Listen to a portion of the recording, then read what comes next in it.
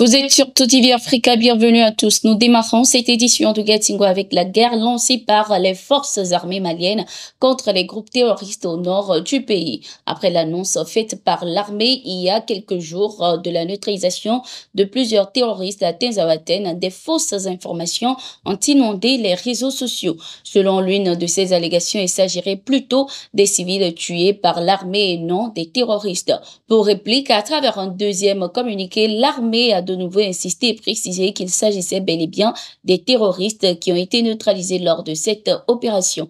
Par la même occasion, l'armée a de nouveau annoncé la neutralisation de 6 terroristes dans la zone d'Anefis sur la route de Tessalit dans la région de Kidal. 2 véhicules tout-terrain chargés de matériel de guerre appartenant à ces terroristes ont été également détruits. Notons que la localité de Tinzaouaten, située au nord du Mali à la frontière algérienne, est devenue un champ de bataille depuis l'attaque menée par les groupes terroristes contre les forces armées maliennes et les instructeurs russes. L'armée avait d'ailleurs invité la population à se tenir à distance des positions occupées par les groupes armés terroristes pour éviter d'être des victimes collatérales. Au Burkina Faso, les mines de Bongo et de Wagnon appartiennent désormais à l'État. Ce 26 août 2024, plusieurs accords ont été signés par l'État burkinabé représenté par le ministre de l'économie Dr Aboubakar Nakanabo et les représentants des sociétés minières Lilium Mini et Edeavor Mini pour la nationalisation de ces mines d'or. Cette décision du gouvernement burkinabé a permis de mettre fin au conflit juridique qui opposait ces deux entreprises concernant ces mines d'or. En effet, en juin 2023, Edeavor Mining avait vendu ses parts dans ces 2 mines à Lilium Mining, dirigé par l'homme d'affaires burkinabé Simon Tiemtoré. Cependant, quelques mois plus tard, Edeavor a accusé Lilium de ne pas respecter ses échéances de paiement et avait saisi la justice. Selon les accords, le gouvernement devra verser un montant d'environ 90 millions de dollars, incluant des paiements et des redevances sur 400 000 onces de production d'or pour l'acquisition de ces mines d'or. Pour le ministre de l'économie du Burkina Faso, l'acquisition de ces 2 mines d'or permettra de renforcer les capacités de l'État en termes de gestion des ressources naturelles.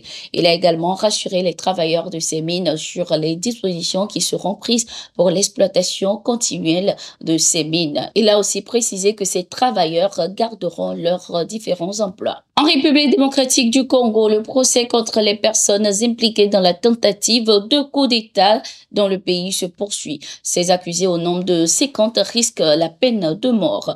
Le lieutenant-colonel Innocent Rajabou, représentant du ministère public, a exhorté les juges à condamner tous les accusés à la peine capitale. Ils sont poursuivis pour terrorisme, détention illégale d'armes de guerre, tentative d'assassinat, association de malfaiteurs, meurtre et financement du terrorisme. Cette demande de peine de mort est jugée trop sévère par les avocats des accusés. Ces prévenus rejettent d'ailleurs vigoureusement les accusations portées contre eux. La plupart affirment avoir agi sous la contrainte de Christian Malanga, considéré comme le chef de la bande. L'État congolais, qui s'est constitué partie civile dans cette affaire, pointe des influences étrangères derrière ces événements. La prochaine audience est prévue ce 30 août 2024. Au Burkina Faso, le lieutenant-colonel Francis Ouédraogo est désormais à la tête du groupement d'incendie et de secours. Lors d'une cérémonie devant le commandant de la brigade nationale des sapeurs-pompiers, le colonel Daba Naon, le nouveau commandant du groupement d'incendie et de secours a affirmé sa détermination et son engagement à travailler avec ardeur, dévouement et loyauté pour servir son pays. Les groupements d'incendie et de secours ont été créés le 6 février 2024 par le capitaine Ibrahim Traoré, président du Faso.